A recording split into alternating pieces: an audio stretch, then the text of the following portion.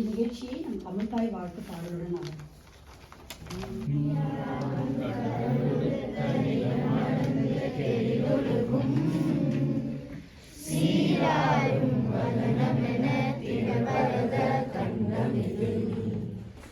வரவேற்புரை வழங்க நிகழ்ச்சி ஒருங்கிணைப்பாளர் திருமதி கிரி அவர்களை அழைக்கிறேன். அனைவருக்கும் வணக்கம். இக்கூட்டத்தை அழகுபடுத்திக் கொண்டிருக்கும் பொதுமக்கள் அனைவரையும் மிஷிகன் தமிழ் சங்கம் சார்பாக வரவேற்கிறேன். மூச்சு மறந்தாலும் பேச்சு மறந்தாலும் கல்வி பணியில் மாறாமல் வெற்றியின் படிக்கட்டாய் பயணித்துக் கொண்டிருக்கும் மிஷிகன் பல்கலைக்கழகத்தின் தமிழ் பேராசிரியர் திருமதி பஸ்மிலா ரவிராஜ் அவர்களை வரவேற்கிறேன். பூமியில் தன் பெயரை நிலைநாட்ட நிலவுக்கே சென்று உலக நாடுகளையே திரும்பி பார்க்க வைத்தவர், சாதனையில் வாழும் தொட்ட விஞ்ஞானி, நிலவின் காதலை திரு மயில்சாமி அண்ணாதுரை அவர்களை தமிழ் சங்கம் சார்பாக பெருமையுடன் வரவேற்கிறோம்.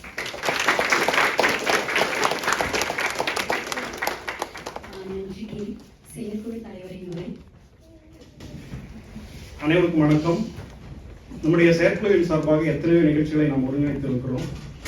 நம்முடைய தமிழ் சங்கமானது 50 ஆண்டுகளை கடந்து பயணிக்கிறது. இந்த 50 ஆண்டுகளில் எத்தனையோ ஆளுநர்களை அழைத்து நாம் எத்தனையோ நிகழ்ச்சிகளை நடத்தியிருக்கிறோம்.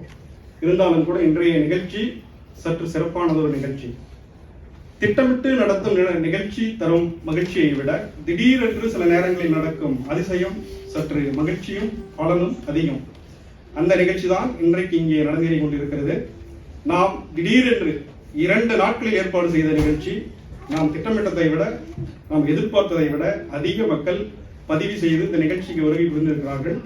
அது மட்டுமல்லாது இடத்தின் தன்மை கருதி நிறைய பேர் இன்றைக்கு நேரலையில் காணக்கூட அந்த நிகழ்ச்சியில் இருக்கிறார்கள். 2 நாட்கள் என்பதால் நம்மளால் பெரிய ஒரு அறையை பிடிக்க முடியவில்லை. 2 நாட்களில் இந்த நூலகத்தில் நடத்தலாம் என்று திட்டமிட்டு வெற்றிகரமாக இப்பொழுது நடத்தி கொண்டிருக்கிறோம். அதிகம் நான் பேச விரும்பவில்லை. இன்றைக்கு பேச விரும்பவர் நம்முடைய ஐயா அவர்கள்.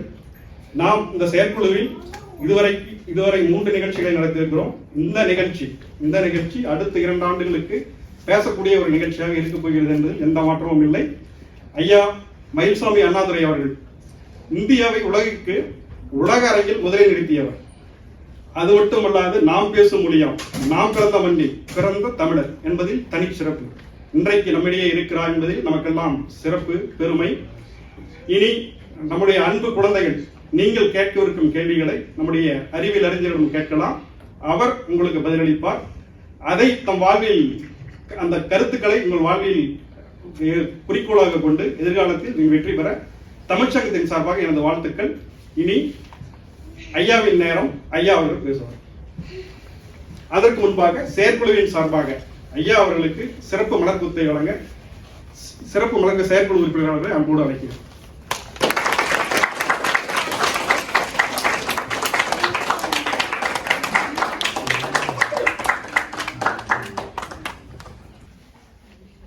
எல்லாருக்கும் என்னுடைய மாலை வணக்கங்கள்.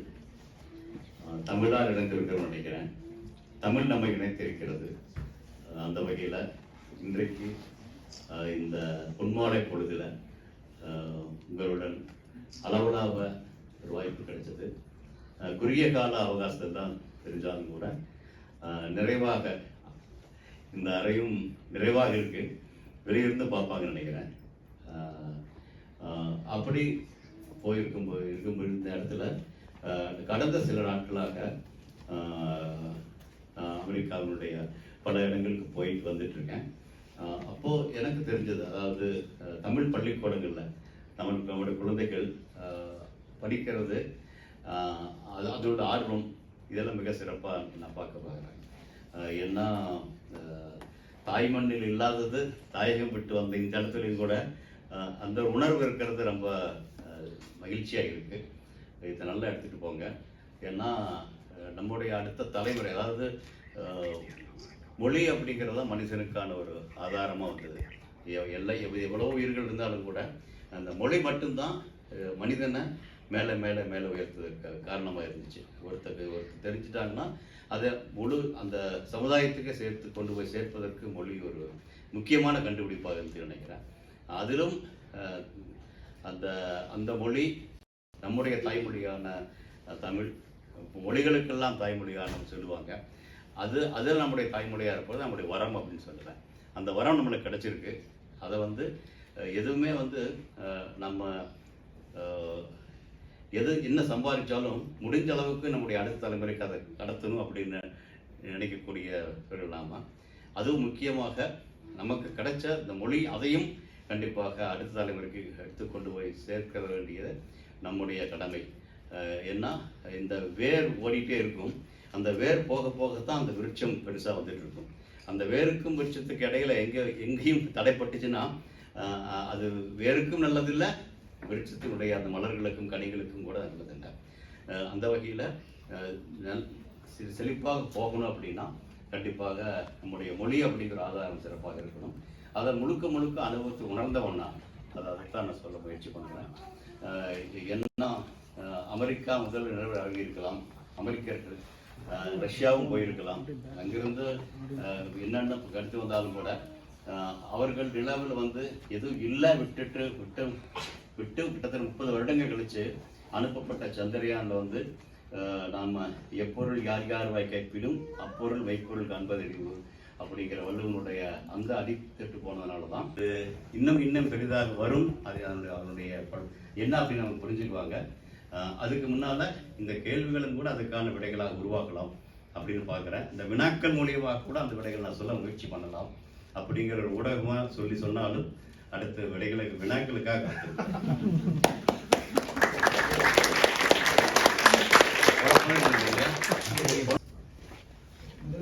நிக்கில் செந்தில்குமார் இருக்கீங்களா?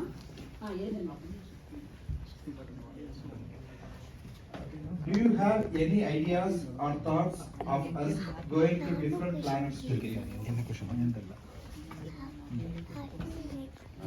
முதல்ல சொல்லிட்டேன் நான், பக்கத்தில் இருக்கிற நிலவுக்கு கூடிய சீக்கிரம் போக நம்பிக்கை இருக்கு. அதற்கான இருக்கு. அதுக்கு அடுத்து அங்கிருந்து நிலவிலிருந்து செவ்வாய்க்கு போவதற்கான வாய்ப்புகள் இருக்கு. இதுதான் இப்ப இருக்கிறது. இது இனிமேல் இன்னும் வரலாம். ஆனா இப்ப இருக்கக்கூடிய சூழ்நிலை நிலவும் செவ்வாயும் நம்ம கையருகே வந்திருக்கு. So, நிக்கிலுடைய இன்னொரு கேள்வி, do you believe that aliens exist? எத்தனை பேர் நம்புறீங்க மாதிரி aliens இருக்கிறாங்க? இப்ப பூமி மாதிரி ஒரு இடம், இந்த இடத்துல வந்து உயிர்கள் உருவாகுது அப்படின்னா சூரியனமா நட்சத்திரம் ஒரு குறிப்பிட்ட தூரத்துல குறிப்பிட்ட வெப்பநிலையில குறிப்பிட்ட இது மாதிரி இருந்தா உயிர்கள் உருவாக்குறதுக்கான வாய்ப்புகள் இருக்கு. அந்த வாய்ப்பு இருந்ததுனாலதான் உயிர் உருவாச்சு. இது மாதிரியான வாய்ப்புகள் இருக்கக்கூடிய பல ஆயிரம் கிரகங்களை சமீபத்தில் கண்டுபிடிச்சிருக்காங்க. இது வாரம் பாத்தீங்கன்னா தெரியும், எக்ஸ்ட்ரா பிளானட்ஸ் நிறைய இருக்கு. அதுல எங்காவது ஒரு கிரகத்துல உயிர்கள் உருவாகி இருக்கலாம், உயிர் உருவாகி போயிருக்கலாம், அந்த உயிர் உருவாக காத்திருக்கலாம் அப்படிங்கிற ப்ராபர்ட்டி இருக்கு. அந்த வகையில ப்ராபர்ட்டி பிரகாரம் நடக்கலாம். ஆனா இதுவரைக்கும் யாரும் பார்க்கல. அதுதான். அடுத்து வருண் கிருஷ்ணா லோகரத்தினம் இருக்காருங்களா? அவருடைய கேள்வி, how do you make rockets and fly it? சின்ன கேள்வி கேட்டீங்க, விட ரொம்ப பெருசா போயிடும். இருந்தாலும் ராக்கெட் அப்படிங்கிறது எல்லா தொழில்நுட்பம், கிட்டத்தட்ட எல்லா தொழில்நுட்பமும் சேர்த்த மாதிரி சொல்லுவோம். ராக்கெட் சயின்ஸ் அப்படிங்கிறது it's a combination of many disciplines. Okay, not only aerospace, mechanical, thermal, chemical, electronics, IT, you name it, I think everything is a part and parcel of that. But beyond இது எல்லாத்துக்கு மேல எல்லாமே சரியா work பண்ணணும். Okay, இந்த ஒண்ணுல மட்டும் நான் 99% ஜெயிச்சுட்டேன் அப்படிங்கிறது வெற்றியே இல்லை. 100% எல்லாமே சரியாகினா தான் அது முழு வெற்றியை அடைய முடியும் அப்படிங்கிற ஒரு இருக்கு. அடுத்த கேள்விகளை கேட்க பொருளாளர் அருள் அவர்களை அழைக்கிறேன். பதிவாகுதாது. வணக்கம் ஐயா, என் பேர் அருண். ஃபர்ஸ்ட் கேள்வி யாருன்னா கவிதா பாலசுப்ரமணியன் கேட்டிருக்காங்க. How much Tamil medium language help you in attaining this great question? இது கேள்வியே இல்லப்பா, நானே அது பதில்.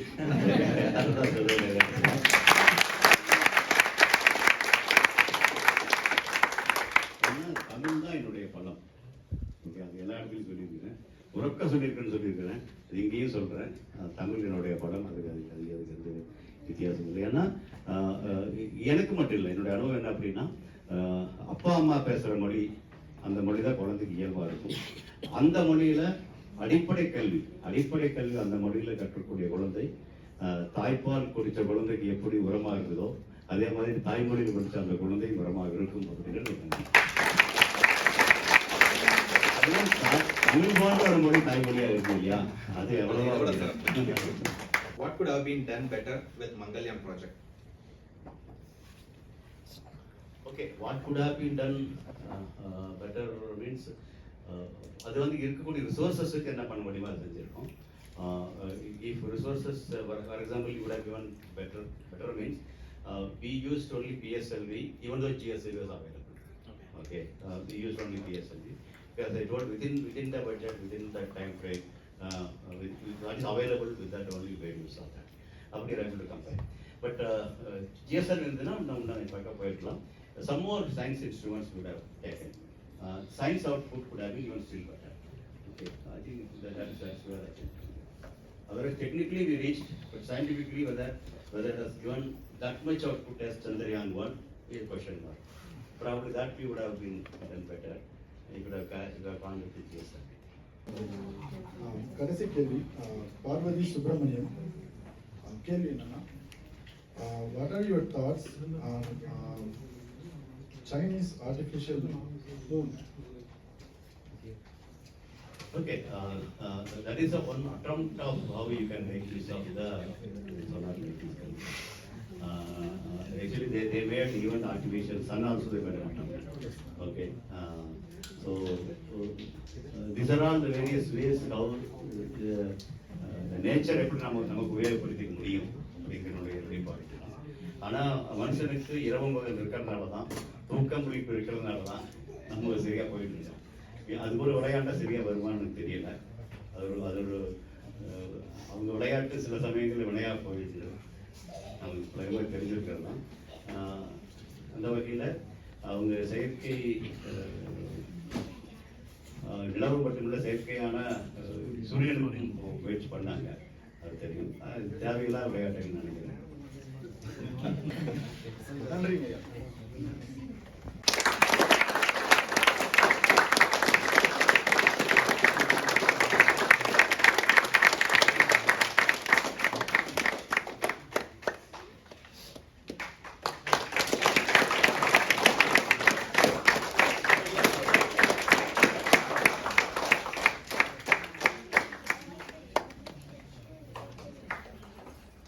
என்ன எழுதிருக்கோம்னா, ISRO scientist Padmasri Dr. Mailswamy Annadurai, Vice President Tamil Nadu State Council for Science and Technology and Chairman Board of Governors, National Design and Research Forum. Michigan Tamil சங்கம் அறிவியல் அறிஞர் ஐயா மயில்சாமி அண்ணாதுரை அவர்களின் அறிவியல் ஆராய்ச்சி அருமனையை பாராட்டி நினைவு பரிசை வழங்கி பெருமைக் கொள்கிறது.